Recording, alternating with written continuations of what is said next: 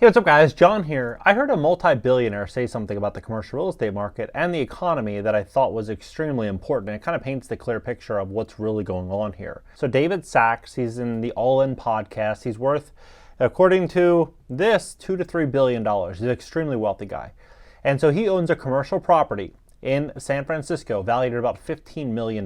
He owes $9 million on the building. He's set to refinance this property the end of this year, so the next couple months. He went to the bank to get this new loan. The bank said, we will only give you $2.6 million on a $15 million building. A building that's worth about $15 million. It's an office building. There's a $9 million loan on it that is coming up to be refinanced at the end of the year. They agreed to give me $2.4 million out of the 9 secured by the building. That's it. $2.6 million on a $15 million building, even given the fact that, he probably has a great relationship with this bank, he probably has a lot of deposits, and 2.6 is what they're offering him. So when you look at these kind of numbers and how, where banks really stand, how conservative they are right now, I think it's worth noting, because when we walk into this new type of normal, it's going to get harder to get financing for commercial properties, for a lot of properties.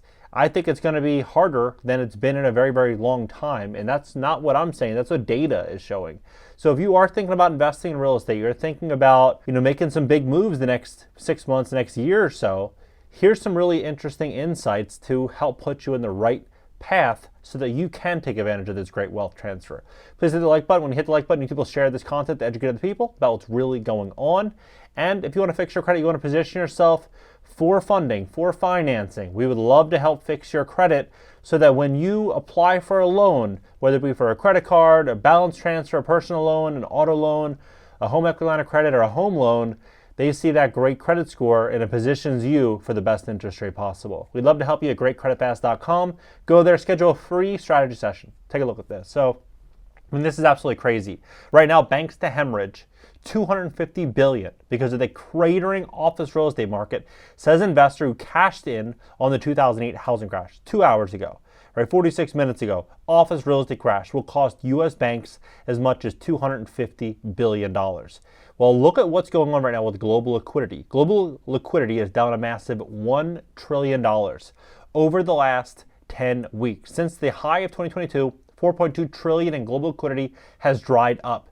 We are now back down to pre-pandemic liquidity levels. After printing and handing out $4 trillion in stimulus while lowering rates to zero overnight, the party is now over. There's no such thing as free money. Are we entering a near liquidity crisis? Well, overall rejections for credit card applications rise 21.8%, the highest since 2018. The rejection rate on auto loans up 9.1%, up from 14% today. Rejections for credit card limit increases requests jumped to 30.7%. Meanwhile, credit card application rates jumped to 24.8%. Consumers want more debt and lenders are concerned. Well, this is validated because bank deposits tumbled $70 billion last week to the lowest level since mid-May. Small banks had the biggest bank drain since the banking crisis in March. Deposit levels at small banks lowest since July, level at large banks lowest since April 21. Treasury borrowing sucking out all of the oxygen. Well, here's what I'm seeing. You can even see this right now in Canada's real estate market. It's very relevant here in America. Growth in real home prices, real disposable income, and population. You look at the U.S., you can see these peaks, 2006, and then boom. Now you're seeing peak for home prices compared to income levels. It's very similar. But if you look at Canada, this is devastating. What is likely going to happen to the Canadian economy? Incomes relatively flat with a modest increase. Home prices sky high. But this is where it all gets interesting. Americans will likely run out of excess savings this quarter. So here's what I see happening. Here's how I see this thing happening. I think there's going to be a couple unique variables. The first is student loans that are going to be due October 1st. October 1st, so you're talking 20 days from now. 20 days, you're going to see a lot of people have these hard decisions to make. Pay student loans, pay my credit card bills, pay the landlord, pay food prices, pay auto leases, auto loan payments, auto insurance, these payments, right? They're going to start making decisions. They're going to have higher and higher risk And what I think ultimately is going to happen here is I believe we're going to start seeing a lot of people defaulting starting in October. But I don't think these defaults are really going to start to register and become public information until likely November, December. But around those times, what are we going to likely see here? Increased energy bills, because it's going to be cold in many areas of the country.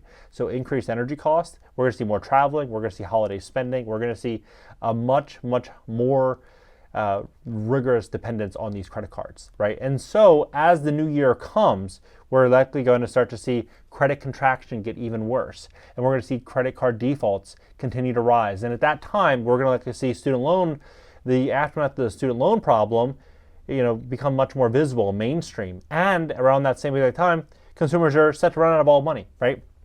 So when we look at all this and we see Jerome Powell saying, yeah, we're going to be increasing interest rates in the short term, what I believe that's going to mean is we're going to see a massive liquidity crunch, whether it be for auto loans, credit cards, personal loans. We're just going to see a much harder environment to get financing and funding. But if you look at 2008, 2009, 2010, what ultimately happened during that era is we saw a mass crunch of liquidity. But those that had access to it were able to make an absolute fortune. So how did you get access to it? Well, you need to have stable income. You need to have some cash in the bank. You need to have, good credit. You need to put yourself in a really strong position.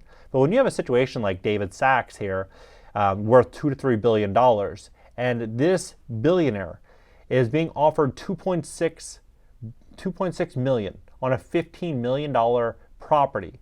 And the reason for it, and what's very interesting is that he had to personally guarantee the loan. Commercial real estate is normally not like that. The building is the guarantee because they're lending on the asset. Whereas when you're investing in residential real estate, 1 to 4 units, your credit score is on the line. You are the personal guarantee. But on commercial, it's not usually like that. So when we're looking at this, they are only wanting to lend him $2.6 million on a $15 million deal. He has to personally guarantee the loan.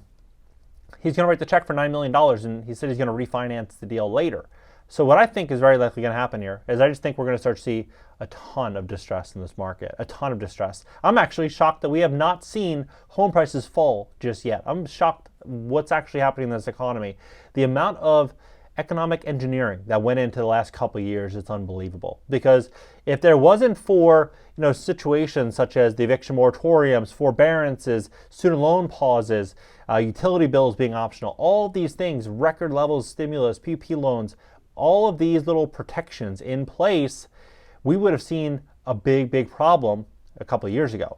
But now, I don't think they're going to turn the money printers back on unless there's just one thing. There's one big question mark that I have, because we're hearing a lot of news about that 2020 situation coming back around. If that does come back around, could we see a situation where they turn the money printer back on? It's unlikely, but even if they did do that, what ultimately would happen is inflation would likely get much worse, and we would likely see a lot of pain this go around for small businesses that are already on the brink of financial hardship. We would see a lot of mom and pop landlords. We would see a lot of people hitting massive levels of distress if eviction moratoriums came back this time around. I'm not saying that's going to happen. But when we start to look at some of these headlines that are coming out every single day now, when we look at the last 3 years, it's very challenging for someone to say that's impossible, for someone to say that will never happen.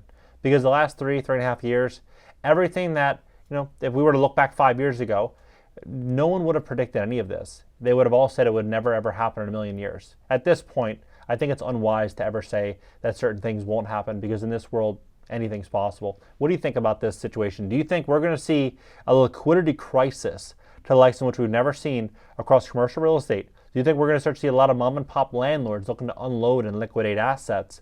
Do you think we're going to start to see people selling off cars now that, these car payments are through the roof? Now that people are going to be pushed into a hard corner, what are they going to do? Right? What are they going to do? They're going to start defaulting everywhere.